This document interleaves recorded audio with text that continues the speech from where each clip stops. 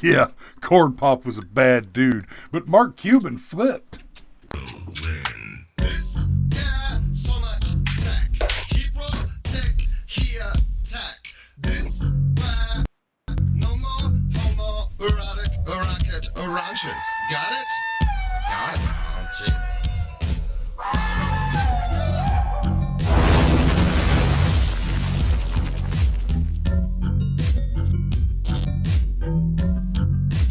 So much wang.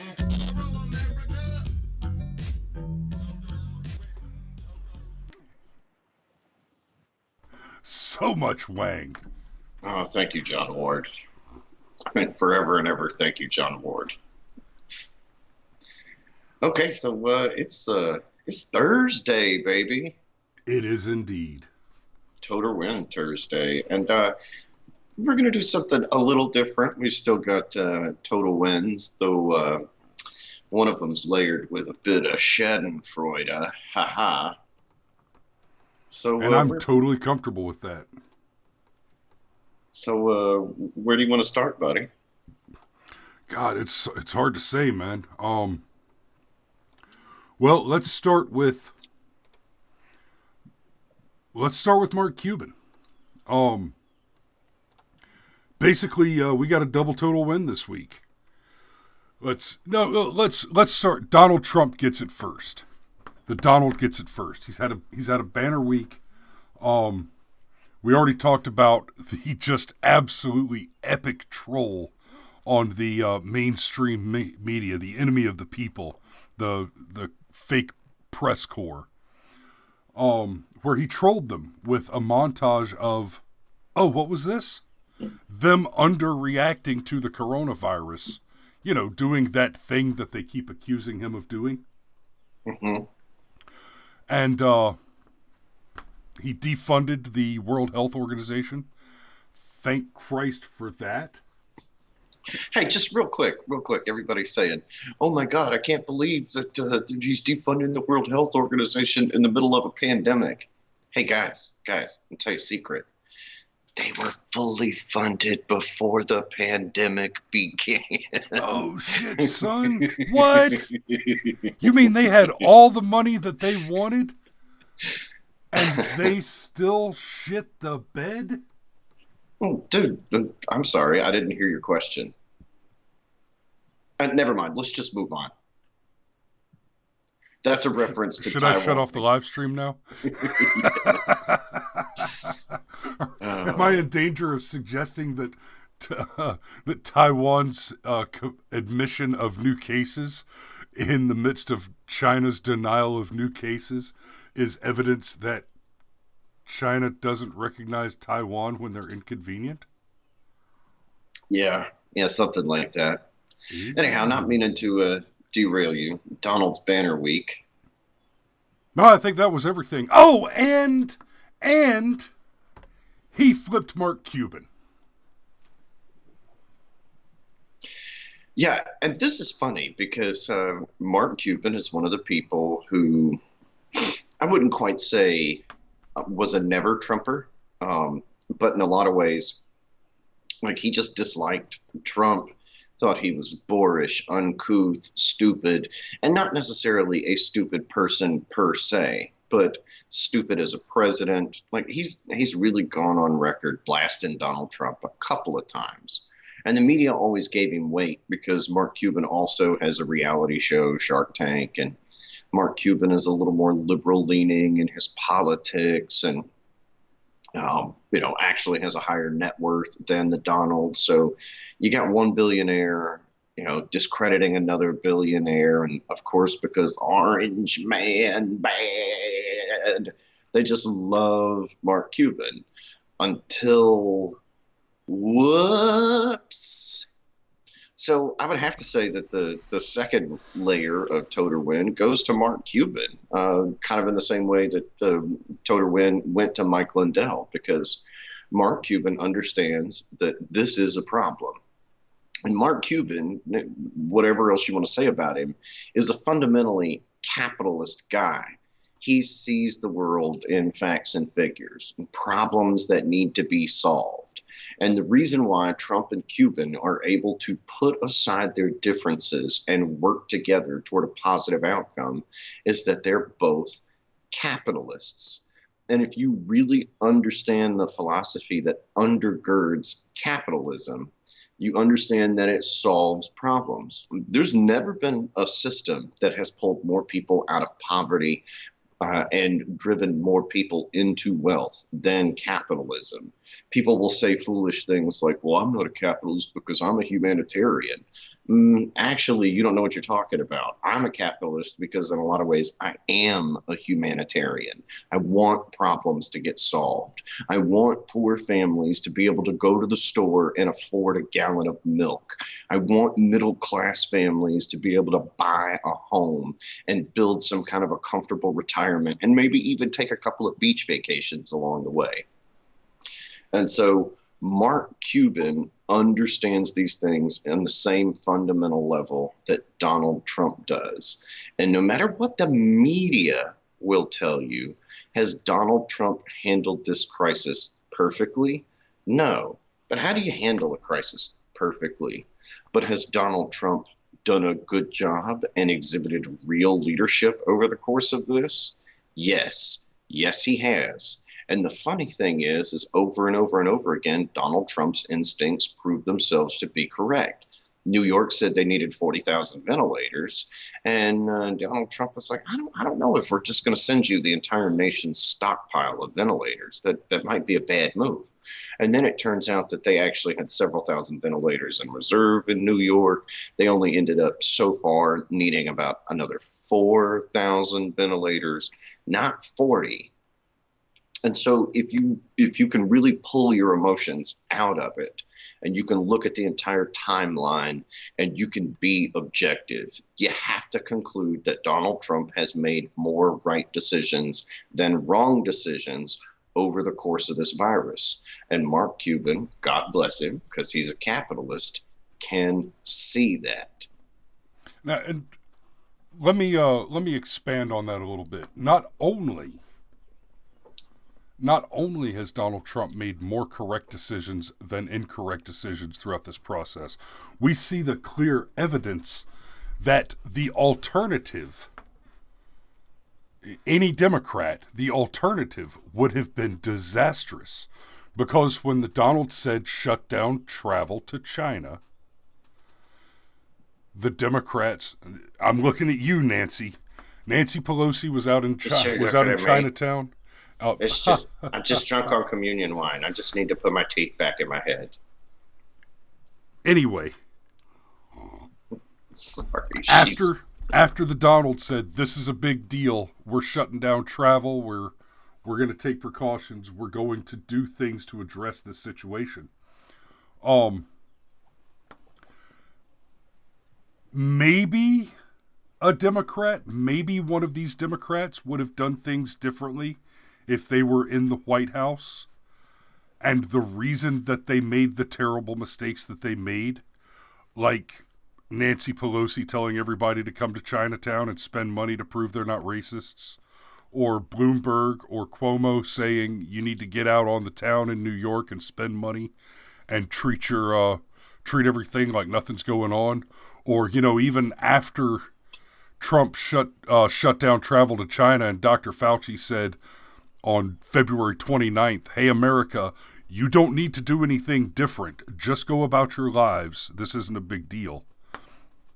This isn't going to, your risk is very low. This isn't going to affect Americans in a significant way. Yes, that was Dr. Fauci barely a month and a half ago. Just a little perspective there. The brilliant Dr. Fauci. The indefatigable Dr. Fauci. The angelic Dr. Fauci. Jesus, stop. I'm sorry, I'm just trying to make the point. How dare you? I'm sure I could think up some more $2 words to say them in a very sarcastic way. Why? Oh, God. Man, I don't want to get spun off on it, but those debates are going to be such a disaster. They're not They're going going to to be happen. painful. They're not going to happen. They can't not happen. Donald, man, are you serious? If that, okay. Anyhow, there's an additional layer The to only this thing. question is, does Biden lose harder with or without the debate? And I think it's hard to argue that he loses less hard with the debate. They can't do it. There's no way they can spin the optics. None. And yet they must. Well, we'll see. Freedom is slavery. Yeah, we'll see. Anyhow, there's an additional layer to this whole thing with Mark Cuban, and it's actually something that I can really personalize. In the primaries in the last go round, the two guys that I was eyeing the most were Rand Paul and Ted Cruz. And while I don't agree with everything Rand Paul says, and I don't agree with everything Ted Cruz says, they're guys that have been unapologetically right wing. They've been very friendly to the Tea Party. And when certain things are push come shove in areas of debate or whatever, they err on the side of individual freedom. Like, I actually disagree with more things with Rand Paul than Ted Cruz, but at least I appreciate the fact that Rand Paul, excuse me, that Rand Paul arrived at his decision because he's philosophically driven toward freedom. And I would rather have someone who errs on the side of freedom than not. And then this big giant insult machine waltzed into the Republican primary and started kicking everybody in the teeth.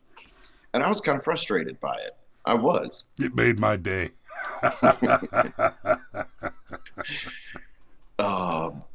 And then,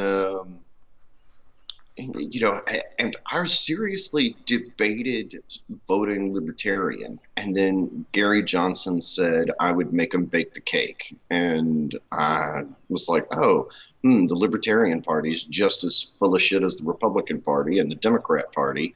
They just can't seem to crack 3% of the vote. Got it. Check. Good to know. So I rather unenthusiastically voted for Donald Trump. And it came down to the Make America Great Again, because I understood that even if Donald Trump was actually a Democrat, we've just had our Overton window shift so far over, he could run as a Republican. He was still preferable to, crooked Hillary. And yet, now... And now you wear a different MAGA hat every day. Yeah, something like that. That in fact, fair point, sir. Touche, stunning riposte, all of that good stuff. There's more over here.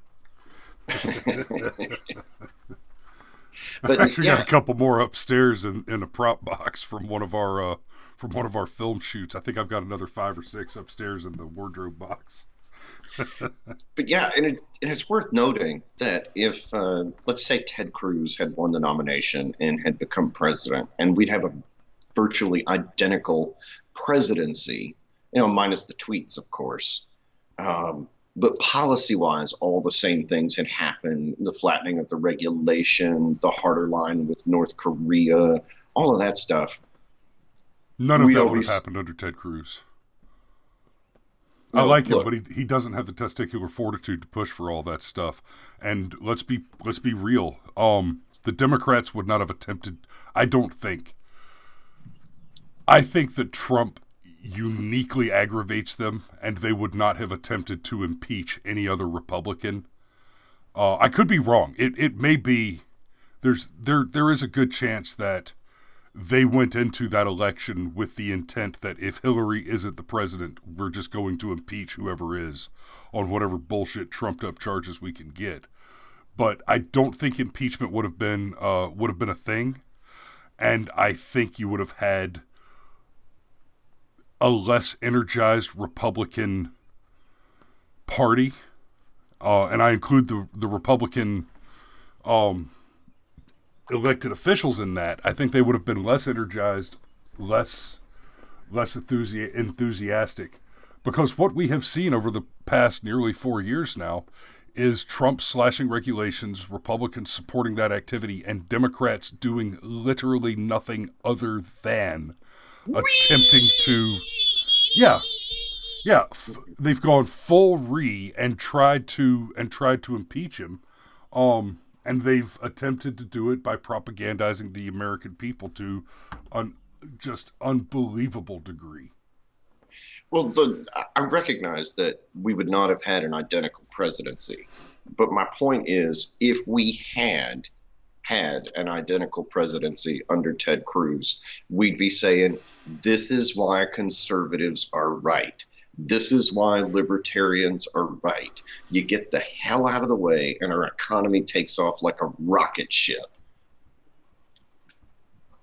That was the point, is that Trump has in many ways been a more conservative president than, well, the last Republican we had in office. I mean, I really think you have to go all the way back to Ronald Reagan to even begin to have comparisons for what a Republican president can be capable of with an America First agenda. That's all. I realized Ted Cruz would have tried to over-intellectualize everything, and it would have been a radically different presidency, and probably would have been able to dodge impeachment because he's smart enough to, basically cover all his bases. But it's just, this is why conservatism, to wit, works. So there's one more kind of backwards toter. Oh. Okay. Chris is in charge of all the buttons, and he's explaining to me that our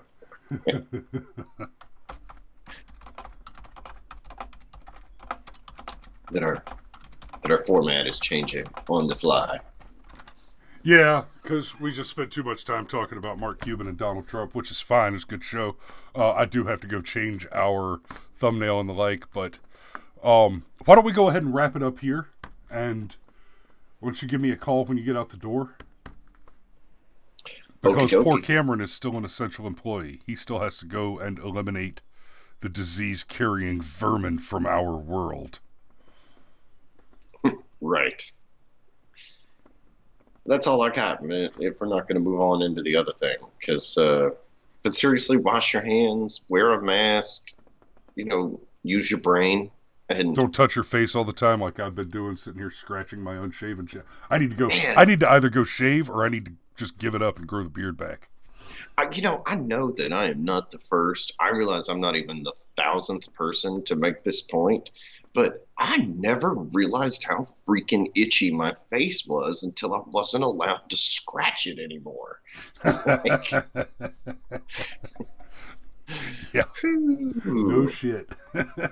You don't realize, it's sort of like if you've ever had a broken finger, you don't realize how often you use all 5 fingers until one of them's broken. I mean, yeah, I tripped the other day and landed on my day before yesterday, and landed on this thumb and broke the thumbnail back, blood everywhere, spilt my damn coffee. And yeah, I'm sitting here working, I'm typing space bar. Ow. All right. Well, that's all I've got for today. We will see you tomorrow morning. Y'all be safe out there. Stay home. Wash your hands. Wear your face mask. Don't touch your damn face. Love you, people. And we'll see you mañana.